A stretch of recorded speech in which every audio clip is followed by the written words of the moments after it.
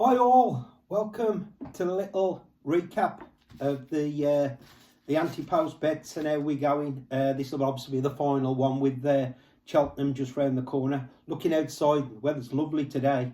Langadan must be working like Frankel in this sun. You know what I mean? He's just ready to rock. So yeah, it's Langadan time after March. Sponsored by Betfair, I think today. Thank you very much, whoever gave me that. Where can we start? It must be on the old kick in the gonads. Sergino, 10-1. The biggest cert there, in my opinion. We got on. Let's just have a drink, hold on. Oh, it's a bit of that Chateau Neuf de Piat thing. You know, why do they make them names so long? Why can't they just put like Cherry, Vimto, you know, something like that? Beautiful bit of stuff. Birthday on the horizon. The big 6-0 actually on Gold Cup Day. I know I don't look that age, guys, but I must have been adopted, I think. But like it says, the big kick in the gonads was Sergino. It's been a painful couple of weeks for myself, anti-post. But look, that's what anti-post betting all about. I mean, you can be on the right horse, but be so unlucky, you know, like it looks like we am. Also, the other one, I was on Kouabunga at 66-1 in the Turners. That had come into 4-1. So that was another one that kicked me right in the left testicle. And the other one, we've got Kopek Whipper up the boards for the Turners at 25s. And Mullins switched it to the Supreme. Now, look, our bet, I knew when he went to the... you know, the DRF, the Dublin Racing Festival, and he was going in the 2-miler, possibly he could swap. So I did have some savers on him at the same price and put him in like some multiples. So it's not all too bad. But like you say, you've got to have the insight to do that. And, you know, you've got to take a chance sometimes that Mullins could switch these. I mean, God only knows, he could still do it yet. He could switch him back. Who knows with him? So, like I says, you got to take the good with the bad where anti-post concerned. I mean, we're still in a decent position on some of them. I mean, I still really fancy Caroline Bamboo. She come back to form a second run. We got her, I don't know what we put her up, 25s or 33s. I'm on personally 40-1 myself. And I've also backed her at 20-1. But I saw a podcast the other night, David Casey, I think it was a Ball Sport. And he actually put her up for the Mayor's Novice, and they said they couldn't believe she got beat first time out. Obviously, probably been unfit, and the other one just outstayed it. And the Christmas money was on it. So, obviously, they was expecting big things from her. So, look, we're still okay there. The big Westerner, I'm on at 33-1. So, that's still another nice one going, you know, for the Albert Bartlett. I didn't know, though, no mare has won that race, the Albert Bartlett. So, look, there's not that many mares obviously go for that race, but you know the stats are against her. But look, she looks good and she's getting the 11s, the £7. So it is what it is. Also, like as I said, we put them multiples on with Sergino. There was Ballyburn at 7-2, Conhill at 7-2, and what was the other one? There was, I forgot who it was. Oh, it was Sergino, Conhill, Ballyburn. And was it Madgeborough? I think it was, in like the multiples. And like I says, we got one down, Sergino, but the other three I'm still running for me. You know, okay, can't be a massive win now like it could have been. But look, as I say, we're still in a decent position. I mean, myself, there's a cake coming today. I've just hit number 200 anti-post bets. Oh, let's have a drink on that as well. Oh. Probably got about 100 not running though. But look, as I say, that's the gamble. And as I say, you've just got to take the punishment. I mean, the Samaritans have had some right phone calls off me the last couple of weeks. And the missus not speaking to me a couple of days because I was too moody. Especially when Sergino went down. So, I mean, I kept playing Sergino's song. Da-da, da-da, da-da. Every time she came round, I think he'd drive her nuts. I think she's glad he's injured. But look, we move on. And as I said, the recap, obviously going to put a couple of bets up now. This is what I've backed personally myself. I mean, that bumper this year has drove me nuts. I mean, it's probably one of my favourite races because it's like the superstars that could be for the following season, isn't it? And I always tend to do well in the bumper, but this year, God only knows. I was told Mullins has got nothing. Elliott's probably going to win the bumper. Then Mullins had nothing. Then he's got these two that have came out since and look like weapons. So, look, that one's just drove me nuts. And I can't believe I'm actually backing, well, I have backed a Paul Nicholls horse in that race. I mean, this no drama this end, I backed it at 33-1 after it won. It beat one of Skelton's that was really fancied and punted, and it cost a lot of money from the points. And I was on the Skelton horse that day, got backed into favourite. And the Nicholls horse, I thought he was really impressive, you know. And he just like pulled away from him outstayed him, looking a really lovely prospect. Now, look, we know with Nicholls, he could, you know, just go to Aintree. But I did see, like, on one of his stable tours that the intention is for this horse to go to Cheltenham. So I have backed that. Like I said, myself, I backed it at 33-1. I think it's still available for 16 to 1. And the other one in the bumper, if it runs, I've got to run it just for the entertainment value. But I think it's a really good horse anyway, called El Kairas. I did mention it on one of my other podcasts. That clown's riding it, Maxwell, so it's going to be fun, just hoping he's holding on and he might fall off up the running. But look, that's the gamble you take. But if that runs, it's Gary Moore's horse. They've said, again, it could wait for Aintree, but we could go to Cheltenham. I mean, his form looks good as well. It looked a right weapon on its last start. It powered clear. There's actually an horse running today. Bob Job, is it? I think in the last at Huntingdon for Endo. I think it's around 3-1, 4-1. Now that got slammed by El Kairas by about 8-10 lengths, was it? Something like that. So let's see if that form holds up. If it does, I'd be really interested in him. And now, look, he's a wild price. I had to go on the exchanges at, I think, 75-1. I've also backed it non-running no bet at 33-1. And man, I'll be laughing anyway with him, that clown riding it. And he's riding a really good horse though. That's the thing. So I'm definitely going to back those two in the bumper. Look, this channel's all about value. I don't put like many 6-4s, well, hardly any. So I say there's hardly any value left this time. I mean, there's only a week to go. But look, that's one of them. The other one I've backed is Be Aware for that fiddling, you know what, Skelton. This horse has got to be like, well, handicapped. He's 8-1 for the Coral Cup, so I have backed that. I mean, the handicaps to me in my minefield. I just take what people have said. I've watched a couple of podcasts, or I might have the odd opinion on it, but I haven't got the patience to go through all the weights and say, oh, I think this is well in that. Now, the handicaps to me and smaller stakes, and if I eat one, you eat one. If you eat one for the whole week, I think you've got to be happy. So, like I say, I have backed Be Aware because he's the biggest fiddler going in these handicaps. And he said the step up in trip for the Coral Cup. I mean, he comes second to Bird at Road, didn't he? And he looked like he was getting there. He just got out speeded by a speedier horse. So the step up in trips should suit him. And an 8-1 for the fiddler.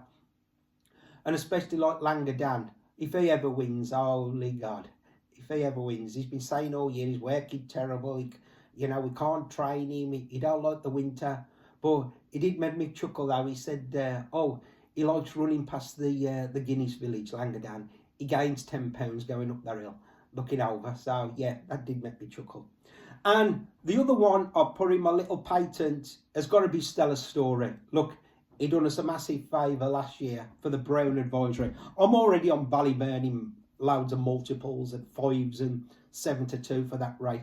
But if you've watched this channel, I do ins and outs and I back different combinations, which I think, like, you know, this horse might win, but this one could win. And so I try and like mix it up a bit. I'm not a massive punter, so as I say, I can afford to like mix and match. I mean, like I said, with Sergino going down, the only two to me that could win that race beforehand was Madgeborough and him. And so I've got Madgeborough in multiples. I think I got a £7 double, Madgeborough 7-1 with Ballyburn 9-2 for the Browns. So look, as I say, I play different combinations and I'll wait a couple of multiples, because the only way you're going to hit real big is hit multiples. It's nice to have like some singles on, you know, just to bump the coffers up. But as for real big wins, you've got to try and hit like the retirement from raw fail bet. So that's how I play it myself. And like I said, Stellar Story, he does a massive favour. I mean, I was on at 50-1 last year. And this year, I mean, he's done nothing. He jumped terrible the first couple of races.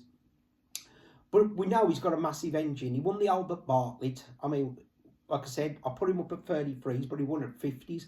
And this year, I mean, they're all picking this one where he beat Better Days Ahead. Well, he had to give him £5 last time, and he just got beat. And he wasn't put in the race at all. Better Days Ahead had to win that race for connections. And Elliot already says, he dropped a clanger, he was trying to say, oh, we just schooled him round at the back, help him, you know, he could, because to help his jumping, then come late. That's exactly what happened. He was miles off the pace.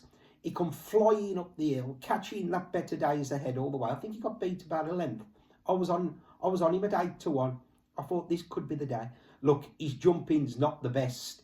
His skew whiffs a bit in the air. But my God, he's going to stay better than anything up that hill. And how people can pick Better Days Ahead instead of him is beyond me. I mean, like I say, he's 20-1 and Better Days Ahead is like about 8-1. He was giving him £5 and gave him a terrible ride out at the back. He must have made up like 6-7 lengths over the last.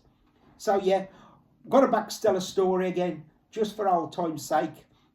And as I said, people ask me, how's your anti-post bet looking? And as I say, the Sagino one was the biggest kick. But I've also got some like good ones running. I mean, I'll go through a couple of what I found this morning. Like I said, it's hard to find 200 bets. Let's have another drink to it. It's just, you know, it's just like Vimto. That's beautiful. That chapeau knee-off thing. Right, I'm on the New Lion. I got £3 each way at 33-1 for the Turners. I'm on Bustleton. You seen that National Unchase? I think he is. 33-1. I got a £5 each way on him. I got Lalamba 33-1, £10 win. I have laid a bit off that and a bit on the New Lion, obviously, just to get my stake back when that was like real short. On the Big Westerner, got a £5 win of 33-1. Colpec to boards, I got 15 quid on it for the Turners at 25, but I've also got a £5 on for the Supreme at 25. And I've got him in quite a few multiples, Colpec to boards at 25 for the Supreme. Because like I said, I thought he might switch. I'm on Jungle Boogie in the Ryanair at 25-1. I got a £5 win. Energy Mean, I was hoping he'd be as good as he was. Look, he's an 11-year-old. It was taking a bit of a risk. And you never know, it could be bottomless out there, you know, at Cheltenham. You know, if it rains on the day, it's his only hope, really, of beating John 1. I'm on him, £8 win at 11-1. And then some of my multiples, like I mentioned, Madgeborough 7-1 in a double with Ballyburn 9-2. I got Colpec to boards 12-1 for the Supreme, and Final Demand 3-1 for the Turners, an £8 double. So look, that's got possibilities. But I do think the New Lion will probably outspeed this Final Demand. I could be wrong, but this Final Demand looks a bit of a stayer to me, like a 3-mile chaser. And if it is like dryish ground, like it could be with the weather forecast, I think the Lion's good horse, man. I think he could really outspeed him up the hill. Well, I'm hoping so anyway.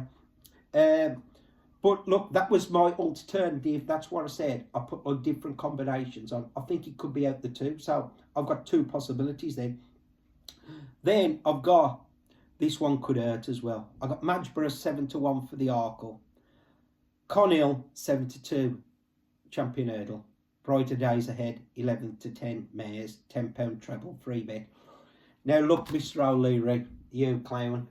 She can't win the Champion Hurdle against the goat. He's up there. Don't matter what you say, don't matter what you think. he can just run faster. He can jump better. And so, look, let's have a little talk and think.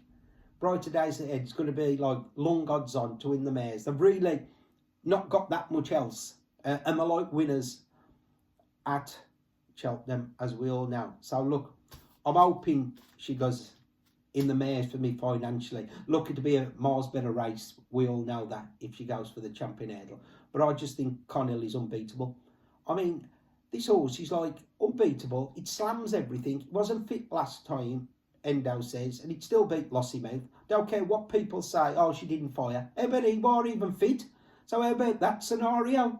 These people who think, you know, Lossiemouth's going to turn that form around, God only knows what they've seen. So until the goats beat Connell, I'm always on his bandwagon. But look, at 8 to 15, I'd never be on, especially if those two run. So look, that one could bite, but God only knows, you know, with the connections. I'd hope that they'd run in the champion hurdle for the value of it. So look, it is what it is. And as for the handicaps, like I said, I really haven't got a clue unless somebody might mention something or I've watched a podcast. The ones I've backed in the handicaps, I've backed Git Maker, G-I-T Maker, for the Kim Muir at 33 to 1, because I think he's only a pound higher and he run into a place last year. So I've got a £5 each way on him. And I've backed Ginny's Destiny. Oh, another Nichols. Oh, what am I thinking? I've got him for the Festival Plate at 25 to 1. I thought he was a big price. I mean, look, he ran a screamer last year against, you know, Grey Dawn. He's come out and boosted the form. So he's now dropped a few pounds and running in an handicap. So look, I like that scenario. As I say, I've got no real strong views in the handicap. But there's another one that's always on my radar. I always follow names as well. But Michael Jordan's up there with one of my favourite sportsmen of all time, along with Tiger and Messi. And Jordan's, he's in an handicap for Joseph O'Brien. He comes second to Impair A Pass. So wherever he's running on the day, I'm definitely going to have a bet on him. So, look, guys, that's it from me for this season. Hope we all have a good Cheltenham. We hit a few. I'm going to get smashed for the week, as I say. The big 6-0 on the Friday. Loads coming round our bars. Big party. Lap dancers booked. Oh, sorry, the missus about. No lap dancers, just beer and food. And as I say, we're going to have a good week. Hopefully lots of winners and we smash these bookies. Right, guys, until next time, it's been emotional. And it's been a pleasure as always. We might see you next year. If not, be good. Peace out.